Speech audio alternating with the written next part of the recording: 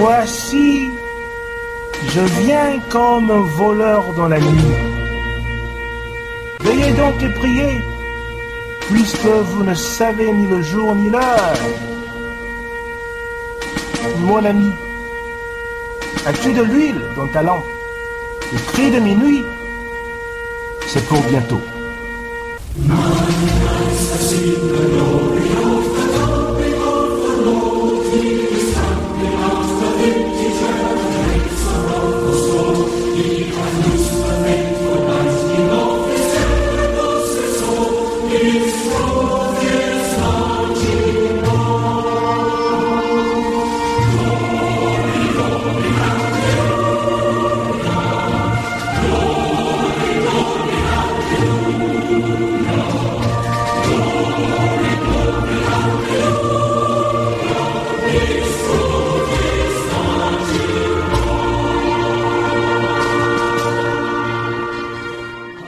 Bien-aimés frères dans la foi, nous vous saluons dans le puissant nom de notre Seigneur Jésus-Christ.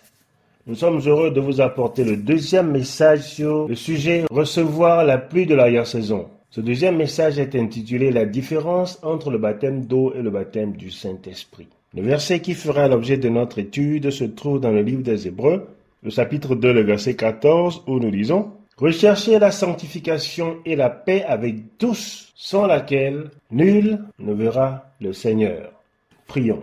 Notre Dieu, notre Père, nous te rendons grâce de ce que dans ta bonté fidèle, tu veux nous remplir de ta présence. Alors que nous sommes venus étudier ta parole, nous te prions de nous assister par ton Esprit Saint au nom tout-puissant de Jésus-Christ. Amen. Au baptême d'eau de Jésus, une voix venant du ciel déclara « Celui-ci est mon Fils bien-aimé, celui qui fait toute ma joie. » Matthieu 3, verset 17. Ce jour, la déclaration de Jésus comme Fils de Dieu a été faite devant tous. Ainsi, à notre baptême d'eau, quand nous acceptons Jésus, nous sommes déclarés enfants de Dieu et approuvés par le Saint-Esprit. Nous voyons Jésus-Christ, après son baptême d'eau, rentrer dans le désert pour 40 jours, bien qu'il fût déjà déclaré enfant de Dieu. Sa déclaration comme enfant de Dieu, en présence du Saint-Esprit, ne suffisait-elle pas? La Bible nous dit qu'après les 40 jours, Jésus-Christ revint dans la puissance du Saint-Esprit pour guérir les malades et chasser les démons. Après le baptême d'eau, chers frères et sœurs en Christ, il faut faire l'expérience de l'effusion journalière du Saint-Esprit. Nous sommes souvent restés dans le parvis après le baptême d'eau parce que nous nous savons justifiés. Mais si nous ne faisons pas l'expérience de l'effusion du Saint-Esprit, nous ne verrons pas le royaume des cieux. Si nous ne recherchons pas constamment la présence de Dieu dans notre vie après le baptême d'eau, nous ne pourrons pas recevoir la pluie de l'arrière-saison qui nous permettra de recevoir le don de l'immortalité au retour de Jésus-Christ. Le baptême du Saint-Esprit, c'est ce que nous appelons la pluie de la première saison. Il nous aide à faire tous les efforts nécessaires pour abandonner le péché et nous apprend à vivre dans la présence constante de Dieu afin que nous puissions développer le caractère dont nous avons besoin pour aller au ciel. Ainsi donc, la pluie de l'arrière-saison que nous attendons avant le retour de Jésus-Christ ne viendra pas changer notre caractère. Elle viendra seulement sceller le caractère que nous avons développé au cours de la pluie de la première saison, c'est-à-dire aujourd'hui après notre baptême d'eau. La pluie de l'arrière-saison vient sceller notre caractère afin que nous puissions hériter de la vie éternelle. Ainsi donc, entre le baptême d'eau et la pluie de l'arrière-saison se trouve l'effusion du Saint-Esprit qui est notre sanctification. Elle est vitale, elle est très importante. Sans elle, le baptême d'eau n'a pas de valeur et sans elle, la vie éternelle n'est pas possible. Ce baptême du Saint-Esprit est ce qui manquait à Nicodème. Recevoir le baptême du Saint-Esprit, c'est recevoir l'Esprit de Jésus, le caractère de Jésus, la personne de Jésus en nous. L'étude de la parole de Dieu à cet effet ne doit pas seulement être intellectuelle, comme celle de Nicodème, mais une étude qui songe notre caractère à l'image de Jésus. Une étude qui nous permet de dire, comme l'apôtre Paul, avant sa persécution, « Je sais en qui j'ai cru, et j'ai la foi qu'il gardera mon dépôt jusqu'à son jour. » C'est ce qui nous manque aujourd'hui. La Bible nous dit dans Éphésiens chapitre 5, les versets 15 et 16, « Prenez donc garde de vous conduire avec circonspection, non comme des insensés, mais comme des sages. Rachetez le temps, car les jours sont mauvais. » Ainsi, la parabole des 10 vierges nous explique que les 5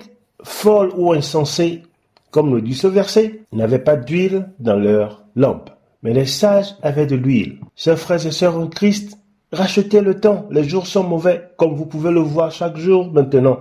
Procurez-vous aujourd'hui de l'huile qu'il vous faut. Faites l'expérience de la pluie de la première saison.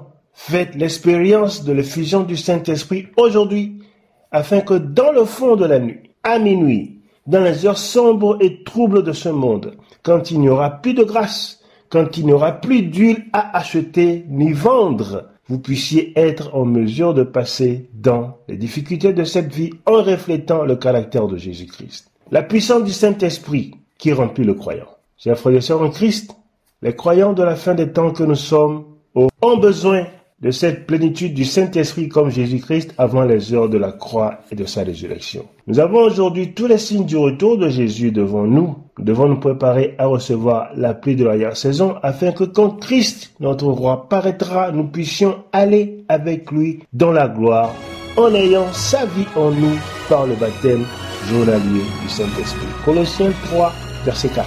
Lorsque Christ paraîtra, nous paraîtrons avec lui. Le caractère, le Saint-Esprit, la présence de Jésus, sa puissance qui représente sa vie doit nous remplir afin que le monde soit illuminé par la gloire de Dieu avant le retour de Jésus. Apocalypse 18, verset 1. Chers frères et sœurs en Christ, qu'attend Jésus pour revenir aujourd'hui? Qu'attend Jésus? Qu'attend Jésus? C'est vous qui l'attend. Qu'attendent l'univers tout entier et les anges pour que le péché puisse cesser sur la terre? C'est vous qu'ils attendent.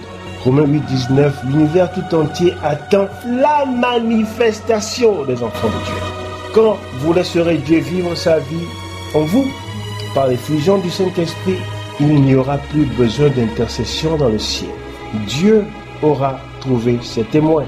C'est vous, chers frères et sœurs, que Dieu attend pour que Jésus-Christ puisse revenir.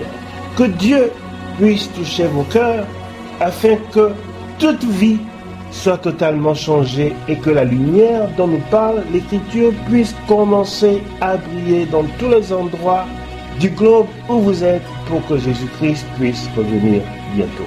Dieu vous bénisse au nom de Jésus-Christ. Amen. Maranatha. Dans l'espérance du prochain retour de notre Seigneur Jésus-Christ, souvenons-nous que Christ en nous est notre seule espérance pour la vie éternelle. Bientôt, lorsque Christ notre vie paraîtra, avec lui, nous irons dans la gloire. Mon ami, prépare-toi à la rencontre de ton Dieu. Maranatha.